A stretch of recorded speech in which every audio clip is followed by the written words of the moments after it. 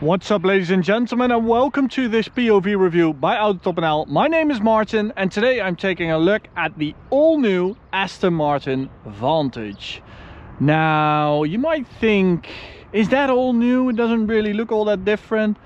It is very, very different to the previous one. I do agree the rear is a bit similar, but I mean, that was already so good. That was already at a 9, maybe a 10. It was just that front end that always looked like a Mazda MX-5 to me, and they have fixed that. But today I just wanted to start at the rear. I don't know why. So we have this sort of AMR spec, even though this isn't an AMR. Maybe they'll come out with an AMR later on, but this neon yellow and metallic green combo is definitely an AMR resemblance, especially with the carbon fiber exterior kit. So that means we have this massive carbon fiber diffuser, huge blacked out quad tailpipes, and well, again, it already was sort of perfect from the rear, I think. Moving on, we now have more power. That means we also have more tire. A 325 section rear tire. It's a Michelin Pilot Sport S5 AML. So the AML stands for Aston Martin Lagonda, which means it's an Aston Martin specific Pilot Sport S5. I don't know why it's S5 now and not 5S, but maybe Michelin can explain. We have new side view mirrors that are just fantastic. What a piece of aesthetic beauty. Lovely. We got the car from Aston Martin Hilversum, which is the Dutch Aston Martin dealership by Kroijmans, where we also got our Ferraris. Little side blade here in carbon fiber. So this is all optional. This car actually has 100,000 euros worth of extras. Holy moly. And then the best thing about this, it's not a facelift, I think it's actually a totally different car, but this is the best thing about it. It's the new front end that looks like a proper Aston Martin, sort of Vanquish like to me. I really like that. We also have the optional carbon fiber roof right here, very pretty, and the optional carbon ceramic brakes that I'll talk about later on. Now let's check out the engine, because we had a huge revision on that too, meaning more power.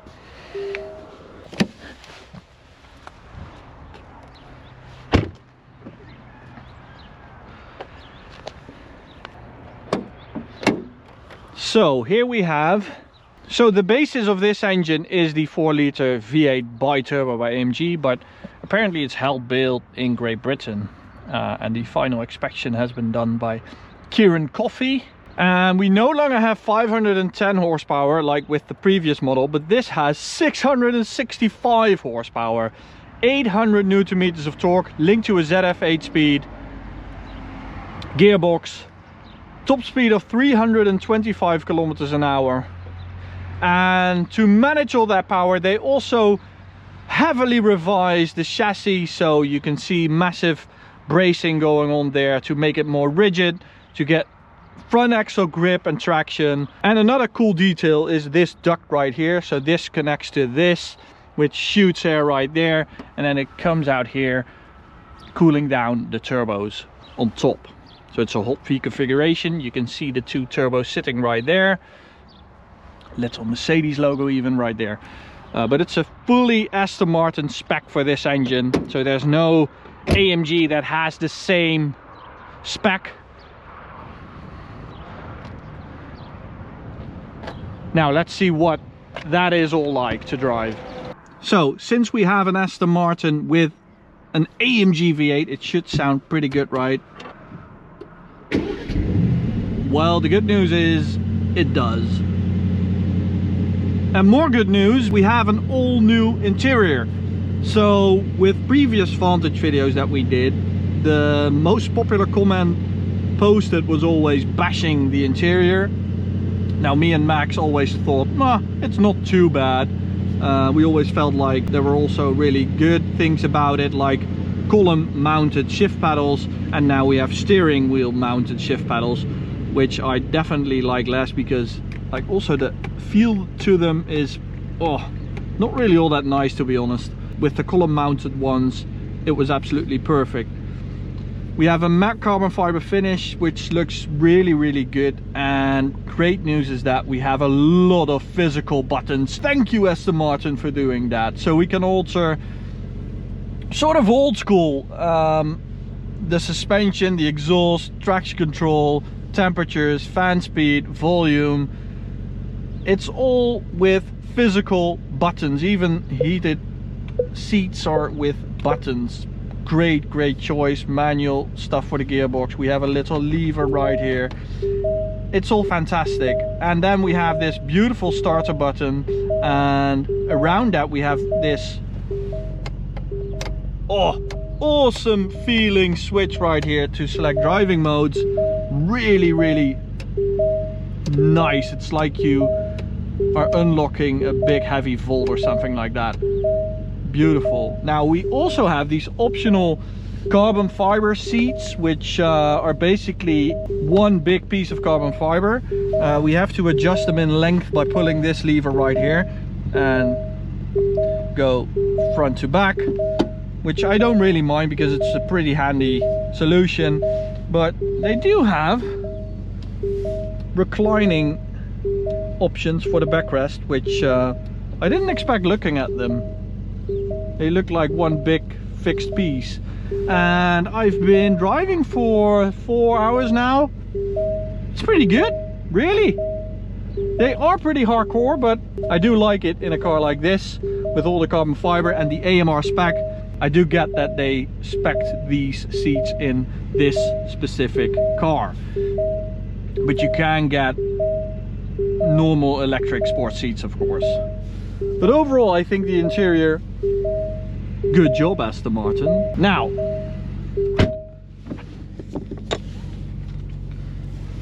first thing we have to do, like with any modern car, turn off the nannies. So we go into assistance mode and then we select custom, deactivate, yes. Then we're going to select manual for the gearbox, sport plus, telemetry on, let's go. So the moment you drive away with the car, you can hear that rumbling V8 that you want from an Aston Martin. That's a good noise, really. That is a great noise, especially for a car.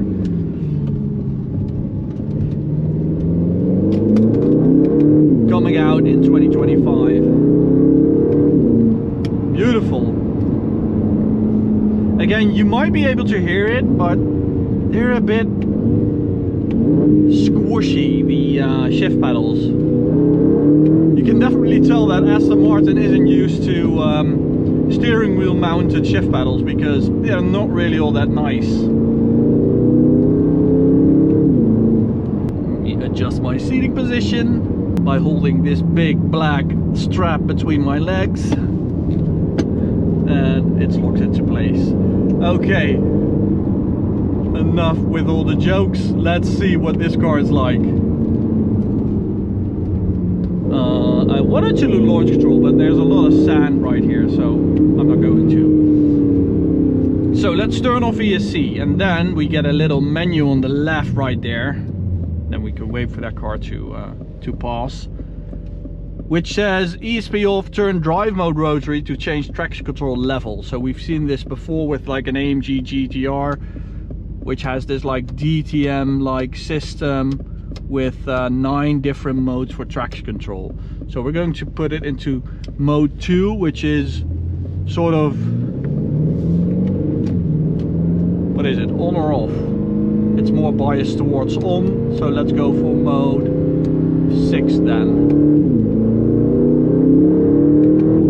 which is a bit off and a bit on.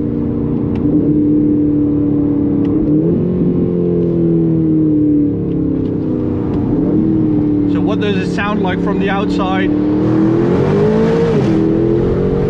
Pretty good actually. There's a lot of mechanical sounds coming through the cabin.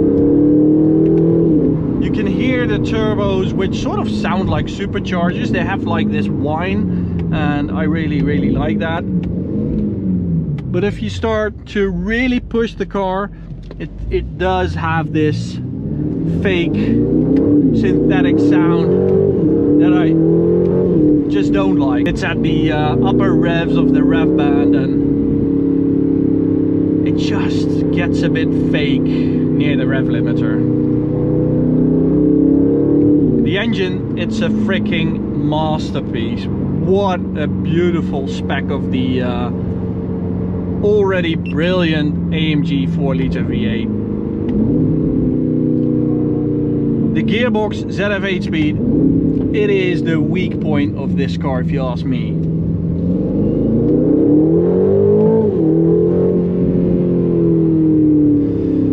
Let's put it back into auto mode like that. But the gear changes, like especially using the pedals, they're a bit sluggish and soft and just not all that nice. Thank you, Mr. BMW.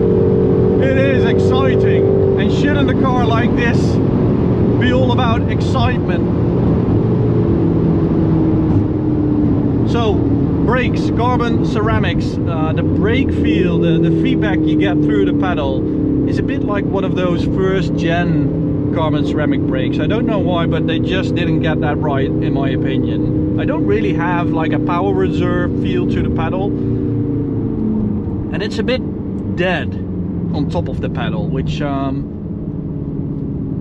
just don't really like. So Aston Martin also ditched the square steering wheel the previous Vantage had, which I think is a good thing. I always prefer a round steering wheel, but what they also ditched is the manual gearbox. So the previous one had the option of a manual gearbox, but we don't get that anymore. I do think we're now at like a power level that a manual gearbox just doesn't make any sense anymore, but hey, if they have any plans to do it, just do it. You have my support, but good luck finding a clutch that can handle this 800 Nm beast.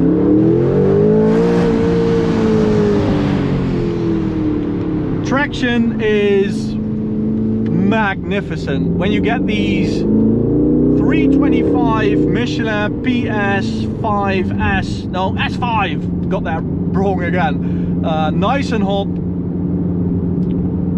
They are super sticky, and they have no problem handling all that power just on the rear axle.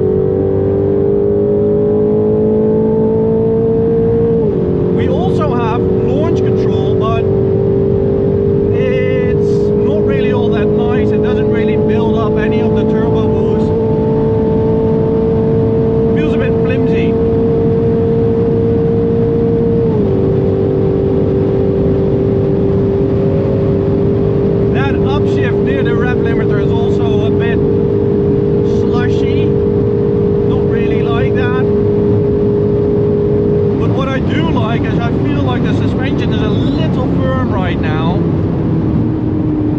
button right here that shows me orange, so I immediately know it's in the mid mode, but I want it to be even softer. So this is red, even harsher, and then I press once more and it's white. Fantastic. This is what I want, not some stupid screen I have to stare at.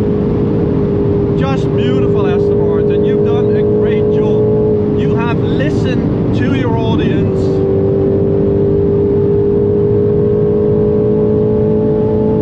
But what a car they have made. It is really, really good.